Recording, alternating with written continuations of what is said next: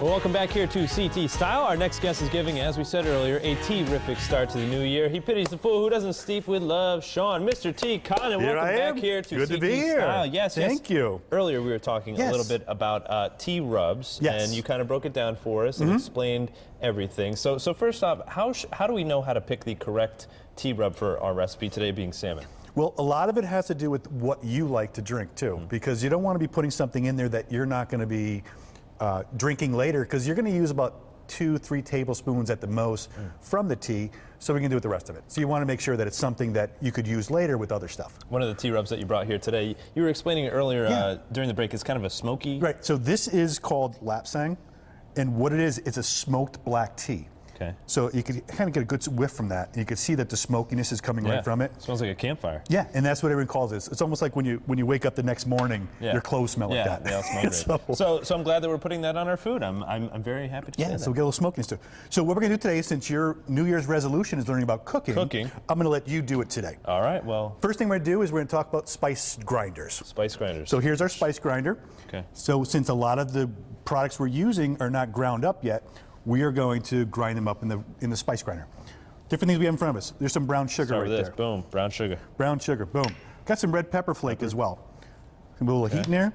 Right there is a 5-spice Chinese spicing there. Okay. A little salt. We all need a little salt. A little peppercorn. Okay. And then we're going to use this black tea right there. That is an Irish breakfast tea there.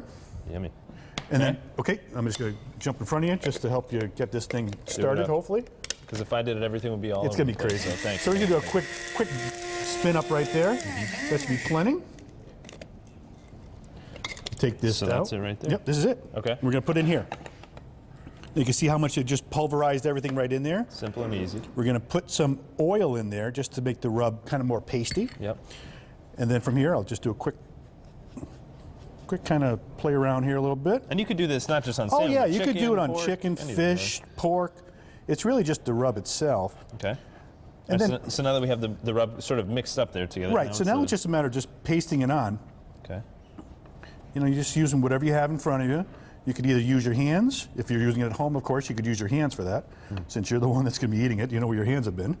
But for me, I don't know where this is going to go, so.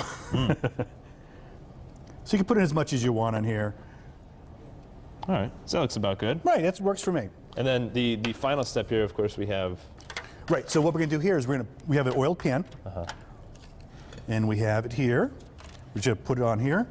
What I like to do with salmon is about 400 degrees for 20 minutes. Basically depends on how much, you like your salmon cooked. Some people like it a little less, some a little more. Really, it's when it gets a little flaky is when you're looking for it. All right, and then do you put this tea rub on after it cooks? Or? You could, well, the black tea with some of the rub here. Okay. We could also pulverize this and then put it on and top. put it on top in too. addition to. And that's what we did with the finished product. All right, so let's say we're going to put this in the oven. We're going to put it in the oven. About how long? Oh, for about 20 minutes. 20 minutes. All right, so we'll put that in there, and we have the final product. And the magic of television. Look at that! How quickly that was. Let's try it out. Here we go. Let's take a bite. So as we're taking a bite of this, tell me all about this new web series you have, Celebrity Tea Talk. Yeah, this is an amazing thing. I'm really excited about this. With all the celebrities and things that I've come across with people through the different shows that I've been working with, that I've got a lot of different people that I can talk with. So I wanted to show that, tea is such a new product for a lot of people. We can talk about tea rubs, and a lot of people have not done a lot with the teas, and I'm trying to show them that it's like, you could do a lot other than just sipping it or drinking it at noon. Yeah. The celebrities come in, I let them talk about themselves and maybe there's some of their charities. Some of their favorite teas. And then I could also, what my plan is to have them, whatever their favorite tea is, that I would give some kind of money back through the profits of that same tea to their favorite charity. Well, that's great. Make sure you guys check them out online. Yeah, definitely, please. Mr. T, thank you so much for joining us here today in the Bender Kitchen. Of course, we're eating healthy with the addition of tea, and I believe, Teresa, you're talking even more healthy stuff over there. Yeah, we certainly are.